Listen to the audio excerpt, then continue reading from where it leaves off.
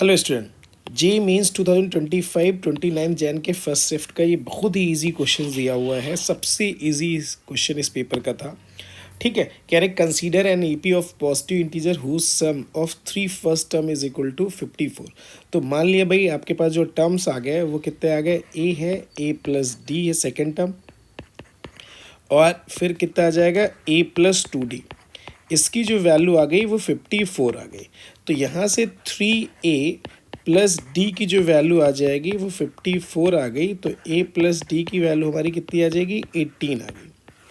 फिर क्या गिवन है, फिर ये कह रहे हैं सम ऑफ 20 टर्म्स। तो S20 की जो वैल्यू है वो कहाँ से कहाँ तक लगेगी, S20 का मतलब 20/2 into 2a plus n-1 into D. देखो ये आ गया, ये 10 हो गया।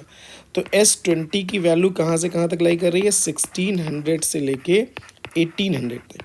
अब एक बात, ये सारे के सारे टर्म पॉजिटिव इंटीजर्स हैं, ये गिवन है।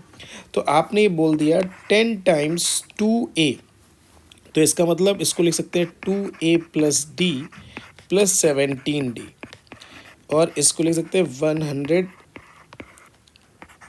और ये 1600। अब देखो ये ऐसे ये आ गया।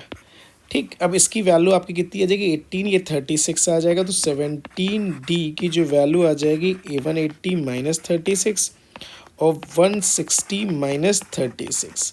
अब इससे 17d की जो वैल्यू आ जाएगी ये आ जाएगा 144 और ये आ जाएगा 124। ठीक, ये वैल्यू आ जाएगी। तो 17 7 जा 199 यानी 136 के बीच में आना चाहिए। तो इससे d की वैल्यू कितनी आ जाएगी, 8। चूँकि इंटीग्रल वैल्यू आने चाहिए तो d इज इक्वल टू क्या आ जाएगा, 8 आ जाएगा। तो आपका d इक्वल टू 8 आ गया। तो a की वैल्यू कितनी आ जाएगी, 10। a is equal to 10। तो आपका T11 is equal to a plus 10d आ गया। तो इसका मीनिंग ये 10 प्लस 80 इज इक्वल टू कितना आ जाएगा, 90। यही आपका क्या आ जाएगा,